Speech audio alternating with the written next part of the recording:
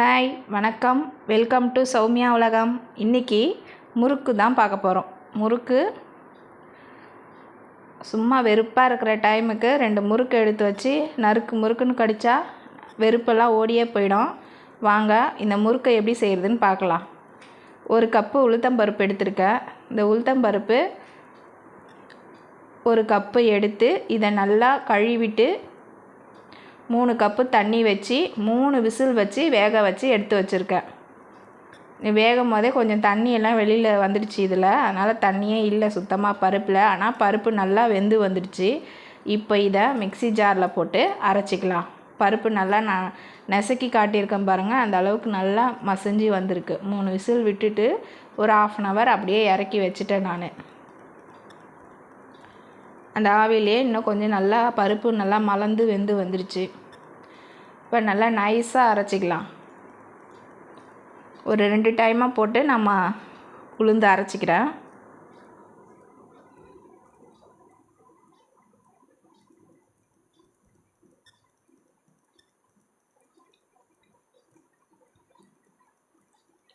தண்ணி அதிகமாக சேர்க்காம உளுந்தம்பருப்பு அரைக்கிறதுக்கு தேவையான அளவு தண்ணி விட்டு அரைச்சிக்கலாம், போதும்.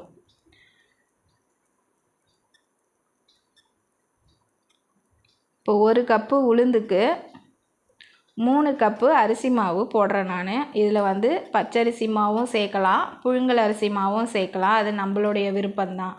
இது நான் ஜலிச்சு சேர்த்துக்கிறேன். கொஞ்சம் கட்டி கட்டியாக இருக்கும், அதனால் அதை ஜலிச்சு சேர்த்துக்கலாம். இந்த மாதிரி உண்டலும் உடசலமாக இருக்கிறதுனால தான் இதை ஜலிக்கிறோம்.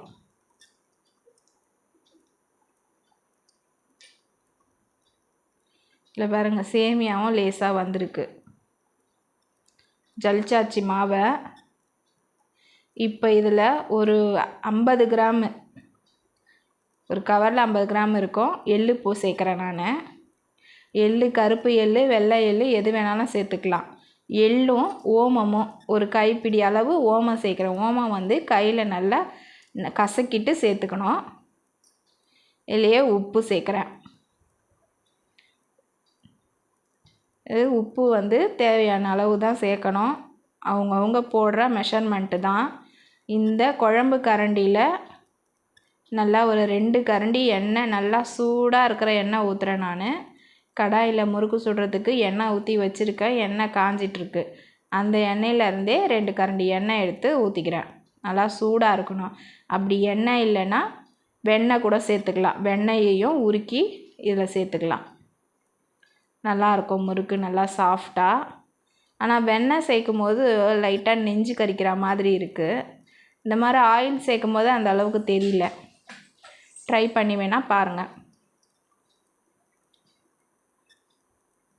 இப்போ நான் அந்த கரண்டி காம்பில் இந்த எண்ணெய் சூடாக இருக்கிறதுனால கொஞ்சம் லேசாக பரட்டி திருப்பி விட்டு எடுத்துக்கிட்டேன். இப்போ அதை கையிலேயே பிசைஞ்சிக்கிறேன். அந்த உளுத்தம்பருப்பில் இருக்கிற தண்ணிக்கே முதல்ல பிசைஞ்சு எடுத்துக்கலாம். அதுக்கப்புறமா தண்ணி பத்தலைன்னா தண்ணி ஊற்றி மறுபடியும் கொஞ்சம் கொஞ்சமாக லேசாக தெளித்து பிசையணும். ஒரேடியாக தண்ணியை ஊற்றிடக்கூடாது. இந்த அளவுக்கு மாவு தண்ணியாக இருக்கணும், போதும். நம்ம முறுக்கு அச்சில் எடுத்து போட்டு உருட்டி எடுத்தோம்னா இவ்வளோ இருக்கணும்.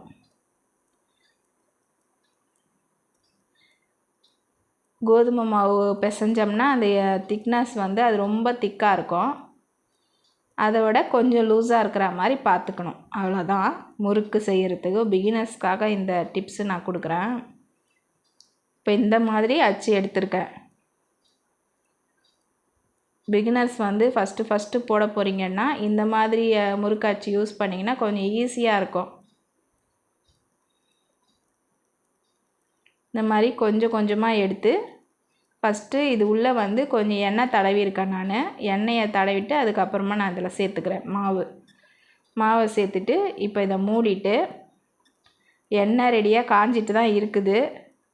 முறுக்கு பிழிஞ்சிக்கலாம். இது தட்டு வச்சு தட்டில் பிழிஞ்சிக்கலாம், இல்லை இந்த மாதிரி வடிகட்டியில் வச்சு பிழிஞ்சிக்கலாம். இது இதில் தான் பிழியணும் அப்படின்றது கிடையாது, நம்மளுடைய இஷ்டம்தான். இந்த கரண்டி சைஸு கூட நல்லா பெருசாக பிழிஞ்சு விடுறதுனா கூட விட்டாலும் நல்லாயிருக்கும்.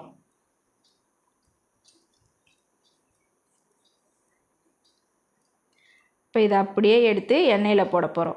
எண்ணெயில் போடும்போது கொஞ்சம் உஷாராக கேர்ஃபுல்லாக போடணும்.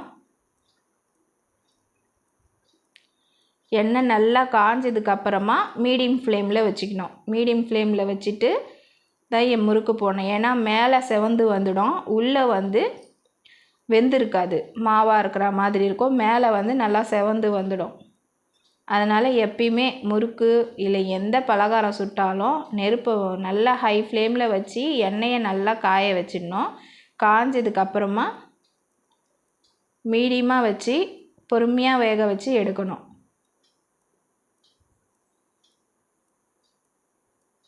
வெளியில் அடுப்பு பற்ற வச்சு செஞ்சோம்னா பொறுமையாக உட்காந்து நிதானமாக செய்யலாம். நான் மாவு கம்மியாக தான் போட்டிருக்கேன், அதனால் நின்றுக்கிட்டே சுட்டுடலான்னு சுட்டிருக்கேன். இப்போது இந்த கொடை கம்பி இருக்குது, அந்த கம்பியில் நான் எடுக்கிறேன்.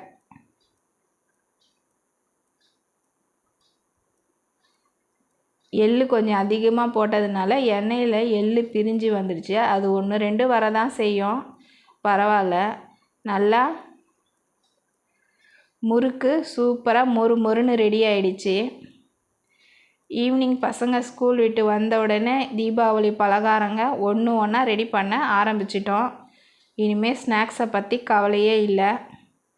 இன்றைக்கி என்னம்மா ஸ்நாக்ஸுன்னா ஒரு நாளைக்கு ஒரு ஸ்நாக்ஸை எடுத்து கொடுக்க வேண்டியதான். கடையில் வாங்க வேணாம், வீட்டிலேயே செய்யலாம். தேங்க்யூ, தேங்க்ஸ் ஃபார் வாட்சிங். ஓகே, பாய்.